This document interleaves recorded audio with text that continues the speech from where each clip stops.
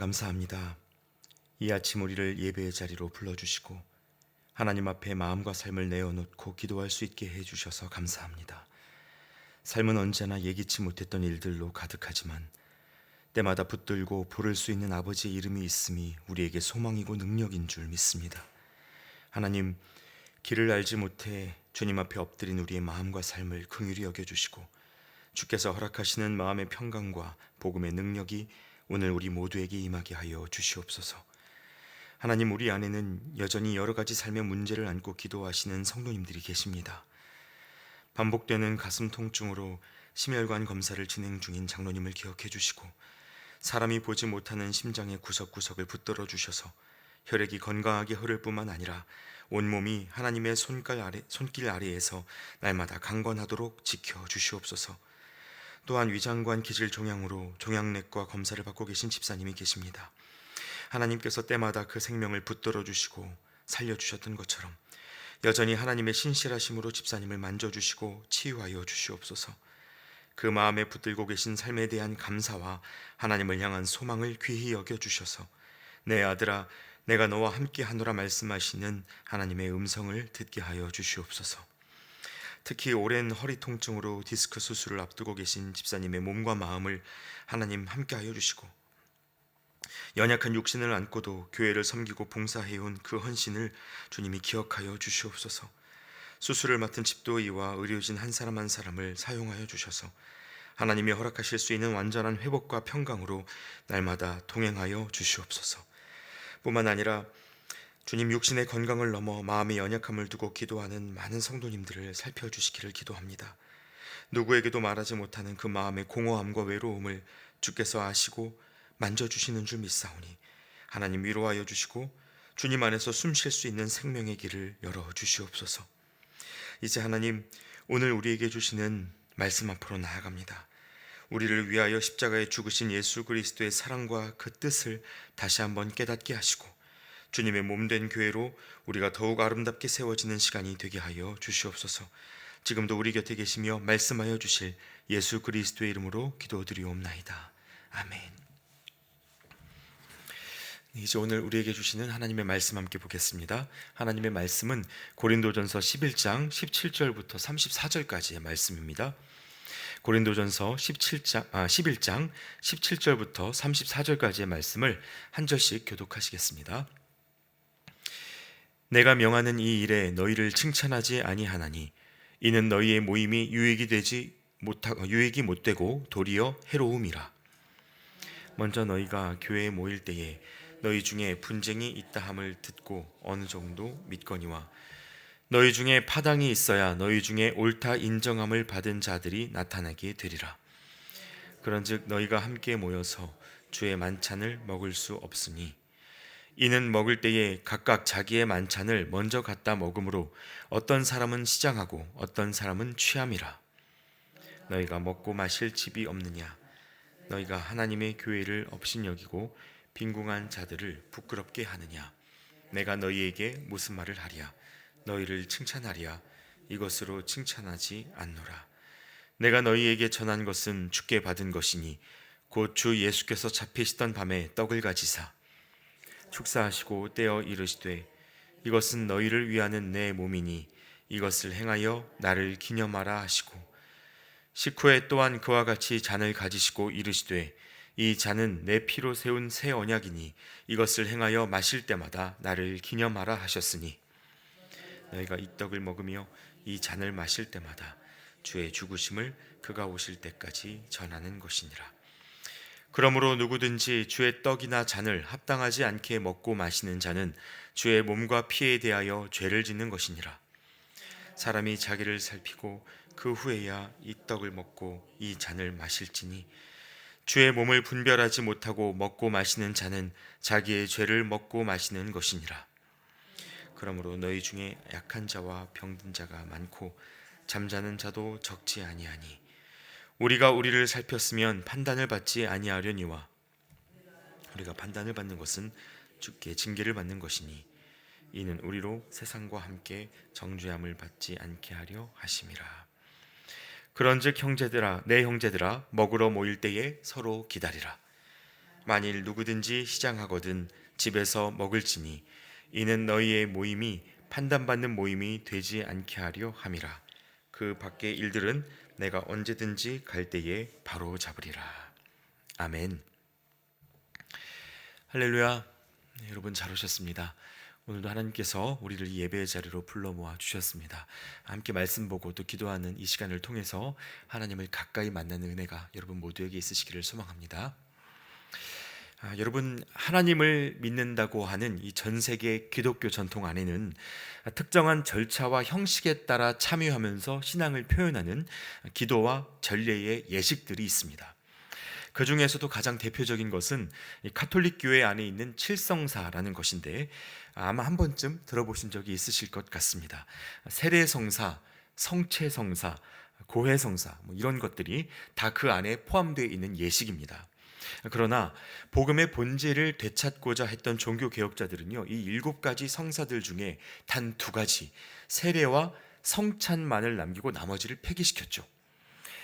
특별히 개신교가 이 2가지만을 중요하게 다루고 있는 이유는 이 세례와 성찬만이 예수님께서 직접 제정하여 권하셨던 예식이기 때문입니다.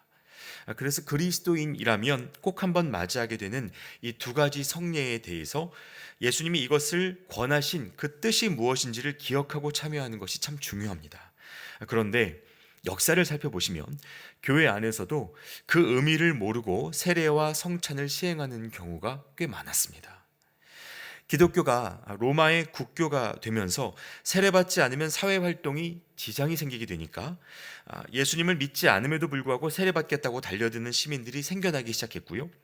그러다 보니 최소 3년 이상 이루어지던 세례 교육도 짧아지게 되고 검증되지 않은 믿음으로 세례받는 사람들이 수두룩했습니다.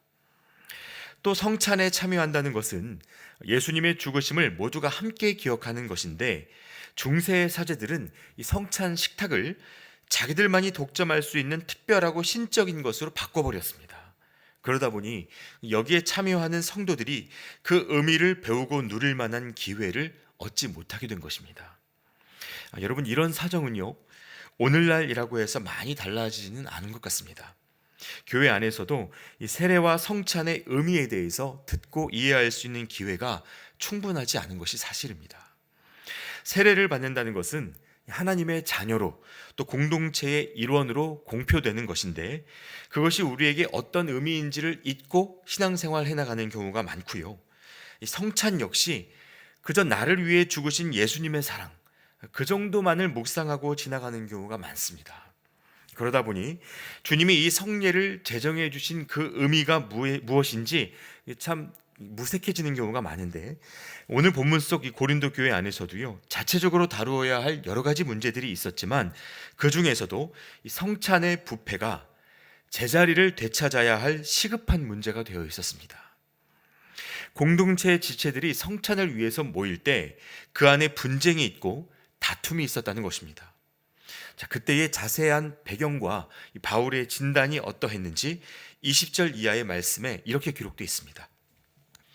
그런즉 너희가 함께 모여서 주의 만찬을 먹을 수 없으니 이는 먹을 때에 각각 자기의 만찬을 먼저 갖다 먹으므로 어떤 사람은 시장하고 어떤 사람은 취함이라. 너희가 먹고 마실 집이 없느냐? 너희가 하나님의 교회를 업신여기고 빈궁한 자들을 부끄럽게 하느냐? 내가 너희에게 무슨 말을 하랴? 너희를 칭찬하랴? 이것으로 칭찬하지 않노라. 바울이 이렇게 진단합니다. 먹고 마실 집이 다 있으면서 왜 예배에 나와서 교회를 업신여기고 가난한 사람들을 부끄럽게 만드느냐? 이렇게 질책하며 묻습니다.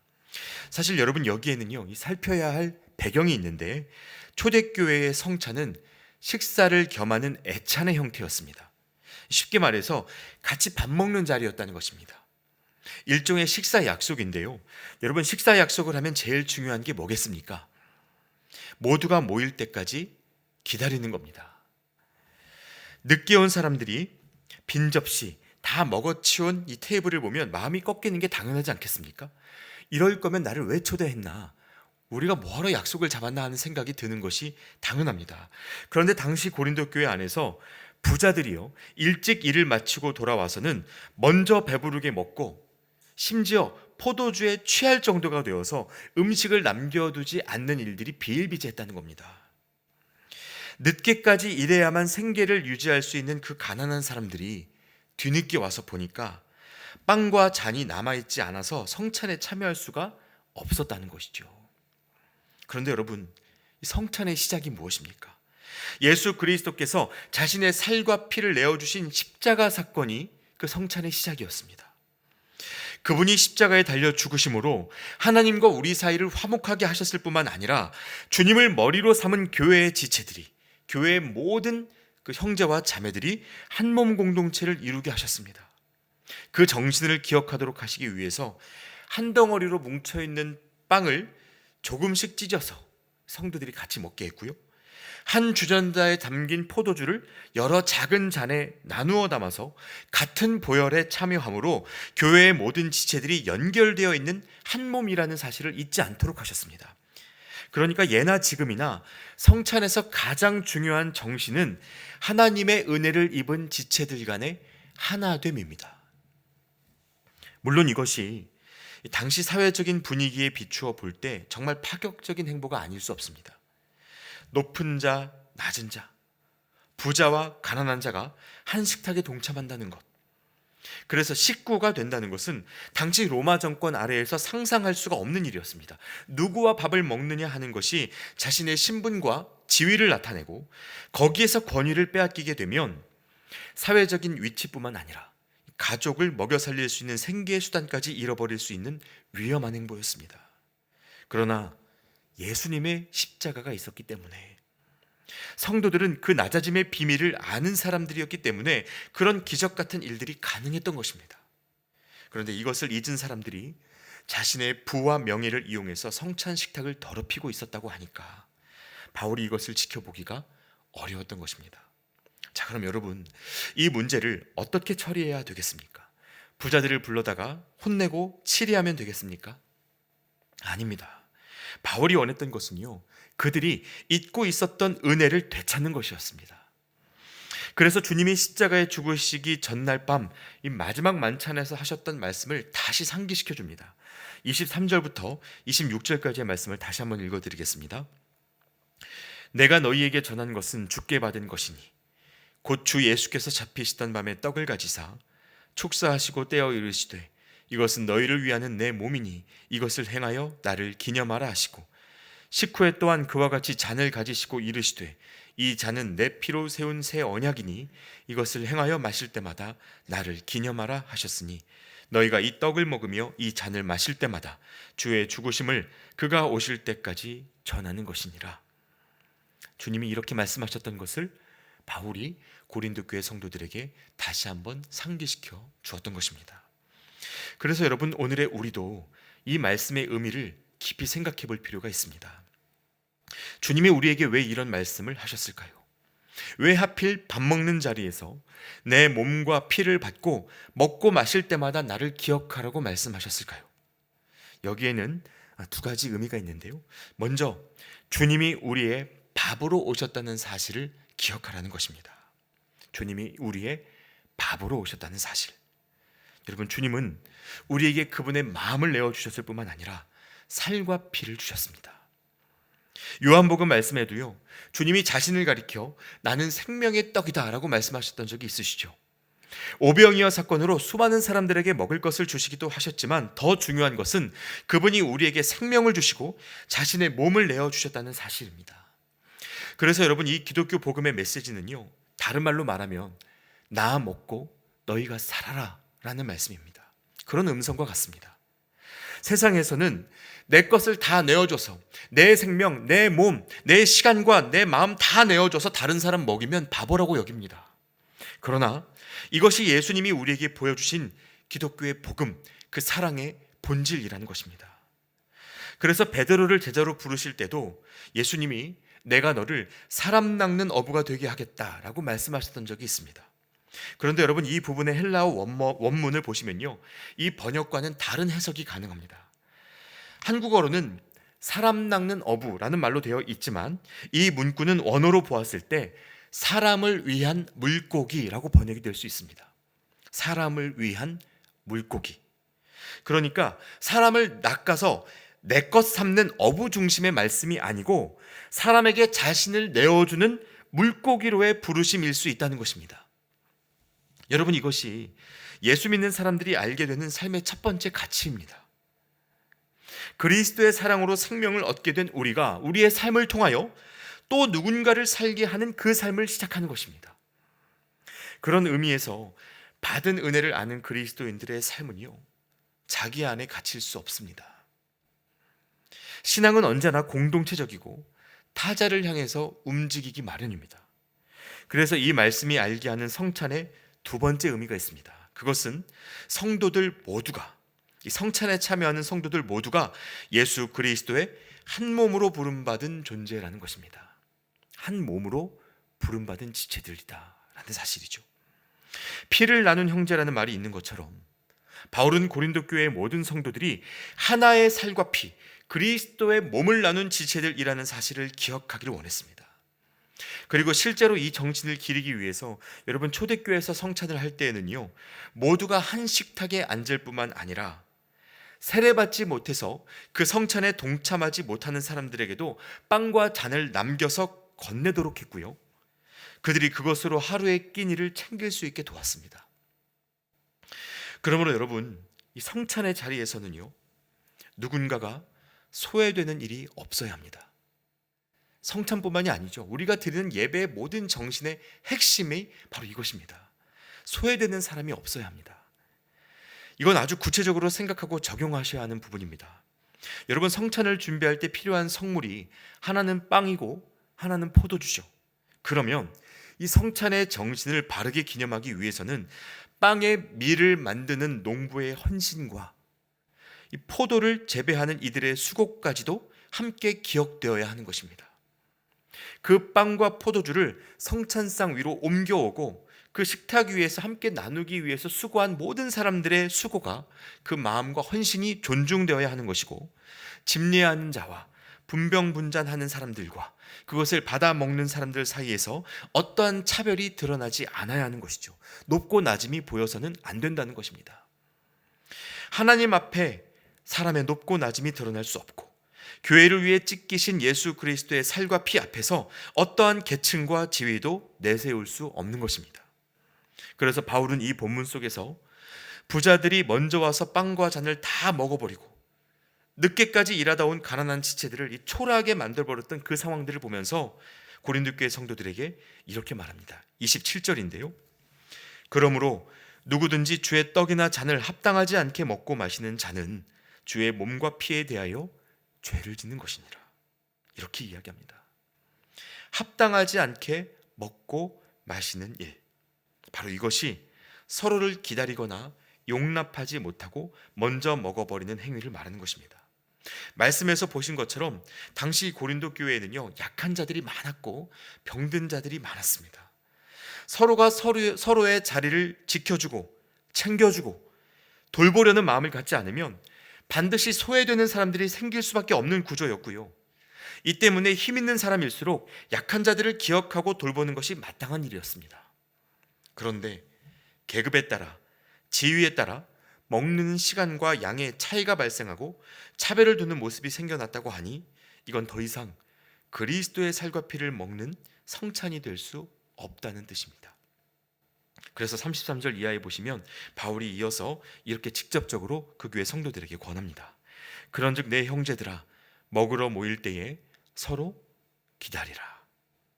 만일 누구든지 시장하거든 집에서 먹을지니 이는 너희의 모임이 판단받는 모임이 되지 않게 하려 함이라. 그 밖의 일들은 내가 언제든지 갈 때에 바로잡으리라. 아주 단순합니다. 서로를 기다리고 만일 배가 많이 고프면 집에서 개인적으로 먹고 와라. 그래서 모두가 함께하는 성찬의 자리를 내 배만 채우고 끝내는 자리로 바꾸지 말아라. 바울이 이것을 교회에 권했던 것이죠. 여러분, 주님이 우리를 위해서 밥이 되어 오셨다는 사실을 먼저 기억하실 수 있길 바랍니다.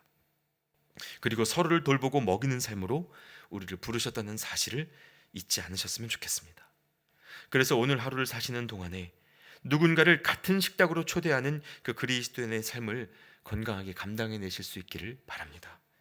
기다림과 용납, 그리고 함께 먹고 마시려는 그 작은 배려들이 우리를 통해 이 땅에 교회를 세워가시는 하나님의 그 손과 발이 될 것입니다.